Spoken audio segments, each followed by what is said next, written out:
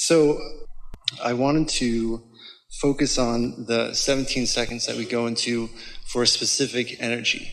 I noticed Give us that sentence again. It was a good sentence. We just want to hear it clearly because we want to dissect. I want to focus on the individual energy within, because a rampage of appreciation is many energies usually, that like ease, flow, I feel, if I was to focus on one of those words for 17 seconds or more, 68 seconds max or more, it would have a better effect on me vibrationally if I focus on one of those energies, right? Well, maybe. You could focus on anything that doesn't have resistance.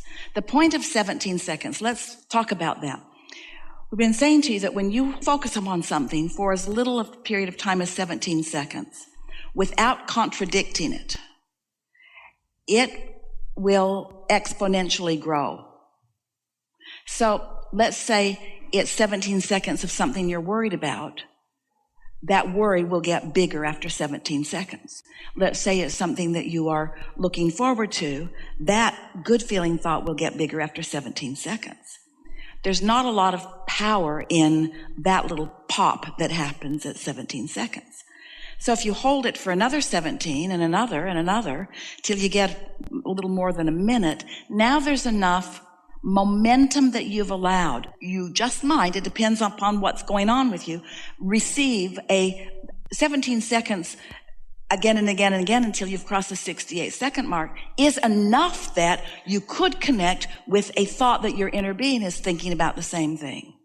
That's where true momentum kicks in.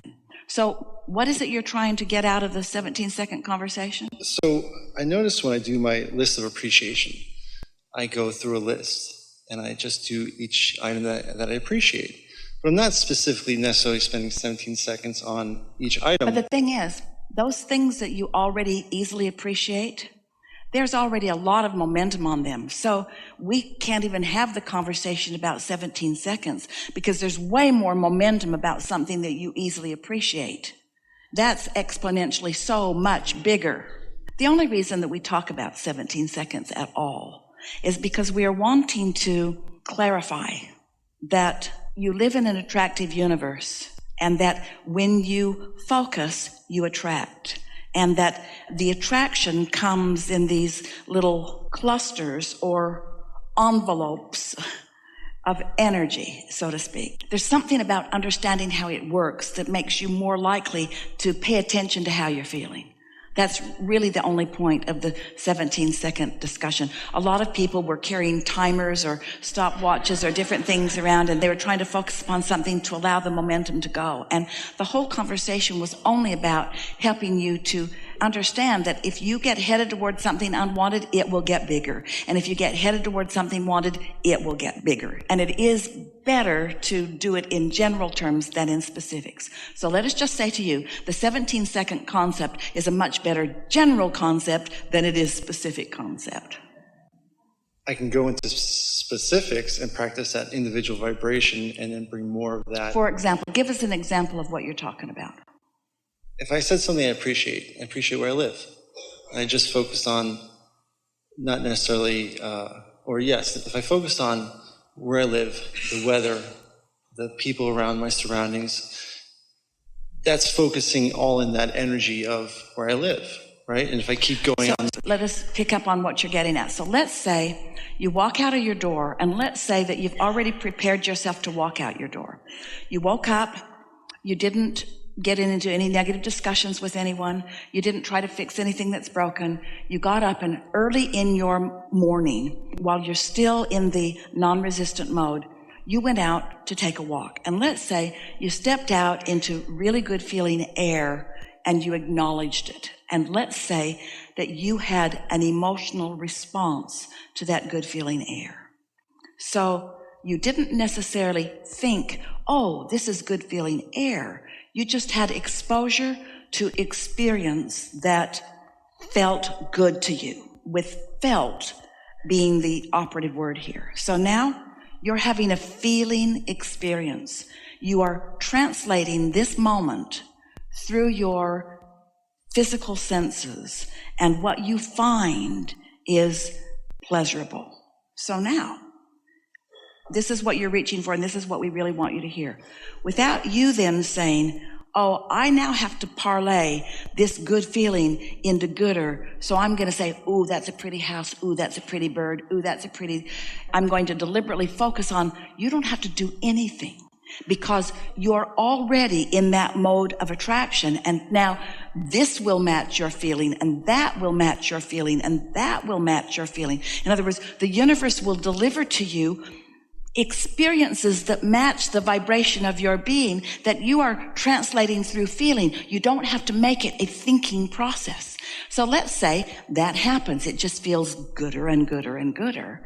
And now you can feel yourself really enjoying this, and you decide, I'm so tuned in, tapped in, turned on. I'm going to use this as a productive moment to really increase the energy of this moment. We gave Esther a process.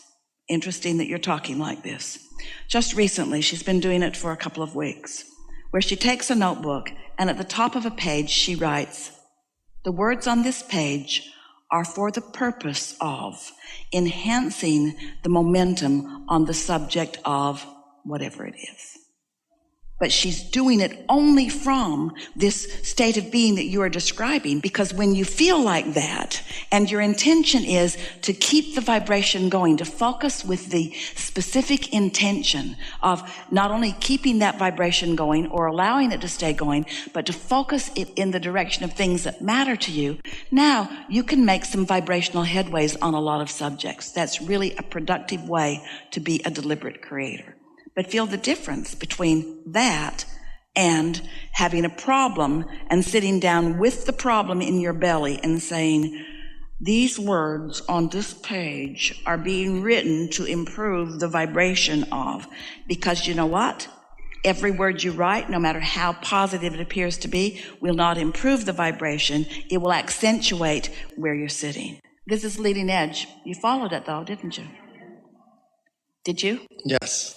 Okay. So if I was doing my list of appreciation and I turn over to my... Well, we have a question for you. Why would you be doing a list of appreciation? What's your reason? Well, following your practice. Why else? Because that's not a very good reason. For just appreciating. For the sheer pleasure of it. And raising my vibration on what I appreciate. So it's not to make something happen that isn't happening. A little bit of that.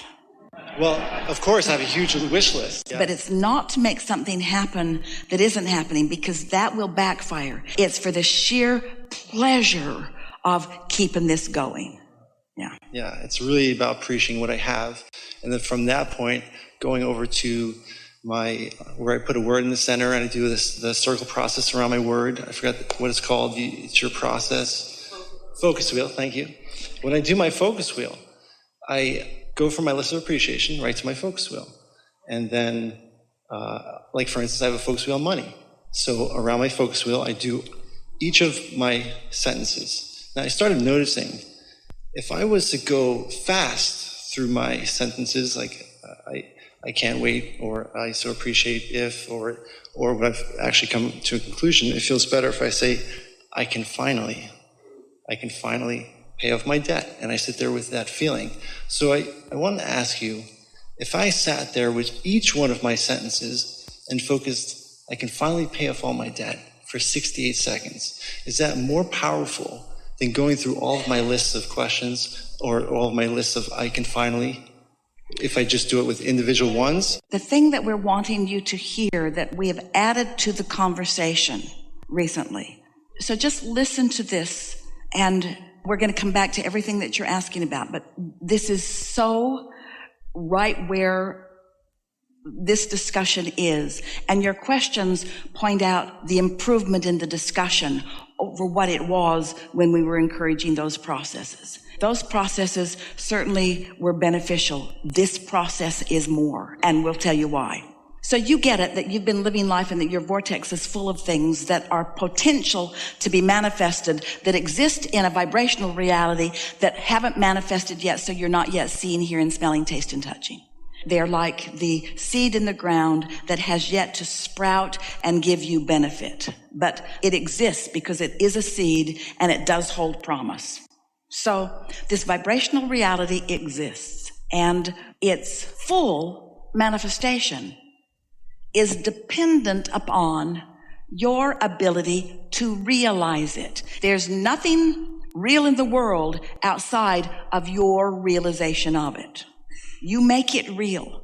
You make it real through your receiving of it, through your seeing of it, and so forth. It's your creation, and you create through realization. Just stay there. We know. Just stay there for a little bit. So that means that takes us to a subject, turning thoughts to things. Thoughts turning to things. Vibrations turning to thoughts, and thoughts turning to things. So it's just the most natural process in the world. Thoughts turning to things. It's the most natural process in the world. So all of this is in your vortex, and it already has enough momentum, way more than 17 seconds. Your inner being and infinite intelligence have been focused upon your creation to the point that it's not just 17 seconds along the road. It is a full-blown, for sure, slam dunk, absolute creation that is there for your realization. But your realization on anything, first of all, it varies on different topics. And you're not ready for the full realization of any of it. That's why the full realization of it isn't happening. But you're ready to be ready for some of it. And so let's say you've meditated and you're feeling good and something occurs to you, sort of some of the things that you're talking about. Now, we want you to feel the distinction between just letting those thoughts flow and turning your undivided attention to it and trying to goose it along. Some of what you're talking about is like reminiscent of trying to push a noodle. We want you to not try so hard and not try to apply so much of yourself every step along the way. Instead, we're asking you to accept that the vortex is real, and to accept that there's a reality that's already formed, and to accept that your inner being knows what it is and where it is and how it is and when it is and who it is, and that your inner being knows where you stand right now, this red hot minute, in relationship to its evolution. And also that your inner being knows that the evolution of it is what's going to ring your bells, not the completion of it. It's the evolution of it, you see.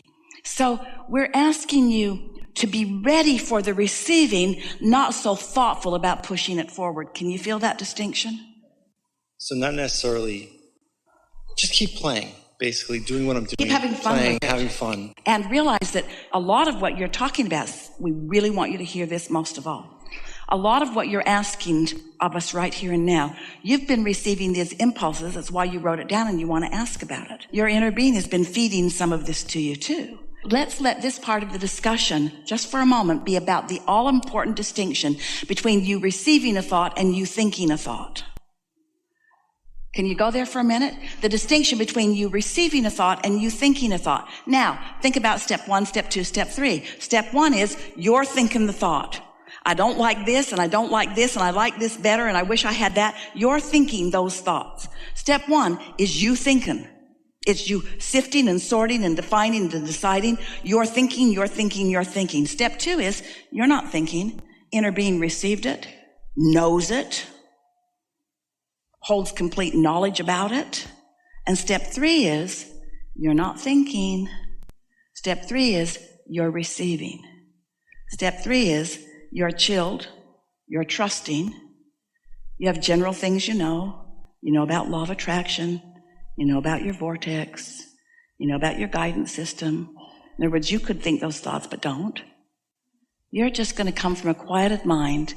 And when a thought pops into your mind that's not on the subject that you've been ratcheting up 17 seconds at a time, that's not a thought you're receiving. That's a thought you've been thinking. You're ratcheting it up 17 seconds at a time. You see what we're getting at? Instead, you receive this thought, and it's not about something you were thinking about. It's not about something that you were thinking about even recently. Thoughts are progressing in your vortex. And when you get into the receiving mode, then you get to receive the momentum of those thoughts that are in motion, you see. So can you feel more and more that what your work really is to prepare yourself to receive thoughts? And it's not that it's thoughts that you're not thinking. They matter to you. They are your thoughts because they were your questions. The answers to your questions you own.